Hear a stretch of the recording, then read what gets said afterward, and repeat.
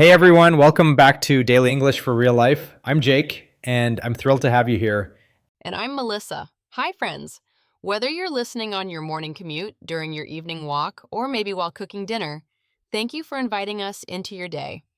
Today's topic is one that's not only practical, but also culturally rich. We're diving into English at the restaurant. Exactly. Ordering food might seem simple, but the restaurant experience actually involves a wide range of vocabulary, tone, and social awareness. It's not just what you say, it's how you say it. That's so true. When you're in an English speaking country, the restaurant setting becomes a stage where manners, pronunciation, and confidence really shine. And we're going to help you master it all today. By the end of this episode, you'll know how to order naturally, handle small talk, deal with mistakes politely, and even sound like a local foodie. Laughs. That's right, so grab your imaginary menu and let's set the table for some real life English. Laughs. Yes, I am hungry. Before we dive into specific phrases, let's talk about why the restaurant experience is such a powerful way to learn English. Yes, restaurants are microcosms of culture. They reflect politeness norms, social hierarchies, and communication styles. Exactly. For instance, in many English speaking countries, especially the US, there's a huge emphasis on friendly service and customer interaction. Waiters often smile, make small talk, and check in frequently with phrases like, "How's everything tasting?" Or, "Can I get you anything else?" And if you respond too bluntly or too formally, it can sound a little off. So tone matters just as much as vocabulary. That's a great point. Let's start with the entry experience. Imagine you're walking into a restaurant. The host might greet you with, "Good evening, welcome to the Olive Tree. Do you have a reservation?" Notice that tone. It's polite but conversational. You can reply, "Yes, I do. It's under the name Melissa." Or if not, "No, we don't. Could we get a table for two, please?" The phrase, "could we get," is soft and polite, perfect for C2 learners to use naturally. It's less direct than "we want" and shows good manners. Exactly. And once you're seated, you'll often hear, "Can I get you something to drink?" Or, "Would you like to start with a drink?" Pro tip, these are not literal offers of service only, they're social rituals. The rhythm of restaurant English follows politeness formulas that show warmth and cooperation. So be polite anytime. Let's walk through a complete scenario. I'll play the waiter first, and you be the customer, Melissa. Okay, ready. Good evening. Do you have a reservation? Yes, for two, under the name Melissa. Could we sit by the window if possible? Of course, right this way. Here are your menus. Can I get you started with something to drink? Yes, I'd love a sparkling water with lemon, please. And for you, sir, Now it's your turn, Jake. I'll have an iced tea, no sugar, please. Perfect. Now let's analyze a few expressions. Notice, "I'd love," and "I'll have." Both are polite, natural ways to order without sounding robotic. Right. And when you add please and modulate your tone, not too sharp, not too soft, it becomes a pleasant exchange. And remember pronunciation, sparkling water, iced tea, reservation, menu, waiter. Say them slowly, then naturally. Sparkling, reservation menu. Good. Another cultural point. In many restaurants, especially in the US or Canada, waiters check on you often. They might say, "How's everything going?" Or, "Can I top up your water?"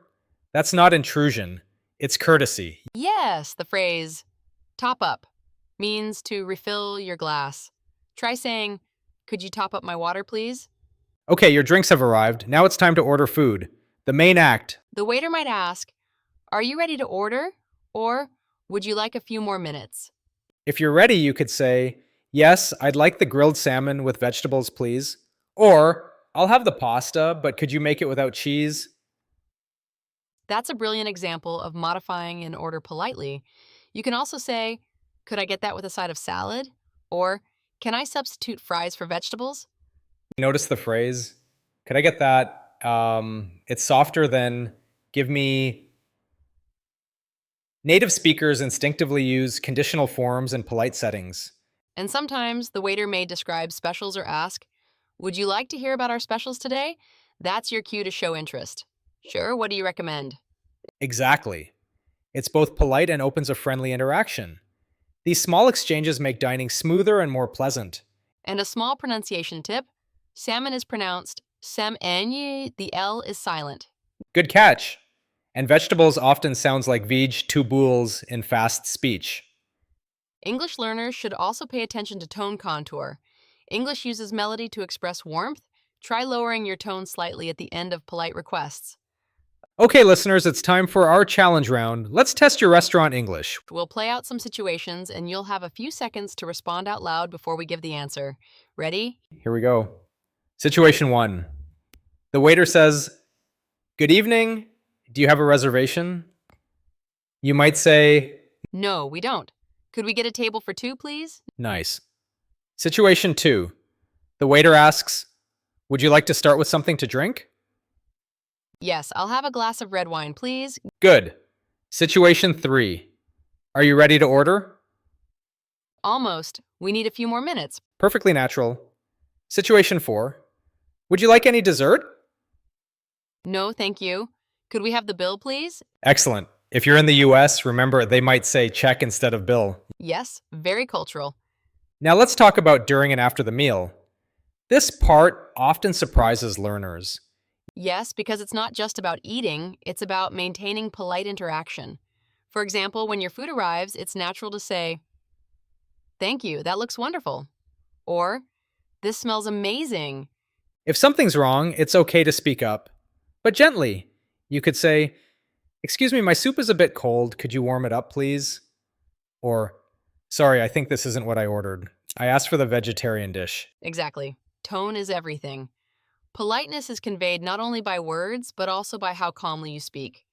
Then, when you're finished, the waiter might ask, "Can I get you anything else?" Or, "Would you like dessert?" You can respond, "No, thank you. Everything was excellent." Or, "We're all set, thank you." And when asking for the bill, "Could we have the bill, please?" Or, "Can we get the check, please?" When paying, you can say, "Do you take credit cards? Can we split the bill?" Meaning divide the total. Keep the change inked for tipping. Cultural tip. In the US, tipping 15 to 20% is standard. In the UK or Europe, 10 to 12% is common, sometimes already included as service charge. And a bonus expression, "That was to die for," meaning the food was unbelievably good. Or, "I'm stuffed." Yeah, you're completely full. Or just, "I am okay already." Thank you for ask. All right, let's recap everything we covered in today's session. We began with greetings and seating. Do you have a reservation? Could we get a table for two, please? Then we covered ordering drinks and food. I'd love a sparkling water. I'll have the grilled salmon, please. Could I get that without onions? We explored cultural etiquette, tone, politeness, and even tipping customs. And we practiced how to handle problems calmly. "Excuse me, my food is cold," instead of "this is wrong." Exactly. Small shifts in tone make you sound fluent and emotionally intelligent. And don't forget pronunciation. Practice out loud. Salmon, vegetables, reservation, menu, check. And that brings us to the end of our delicious episode, English at the Restaurant. We hope this helps you feel confident and ready for your next dining adventure. Whether it's in London, New York, or Sydney, Remember, fluency isn't just grammar, it's rhythm, tone, and cultural awareness. exactly. Keep practicing these real-life dialogues. Try shadowing this episode. Repeat it line by line until it feels natural. And if you enjoyed today's lesson, share it, subscribe, and tell us your favorite restaurant experiences in the comments. Thanks for tuning in, friends. Until next time, stay curious, stay kind, and keep speaking English. Bye for now. Bye for now.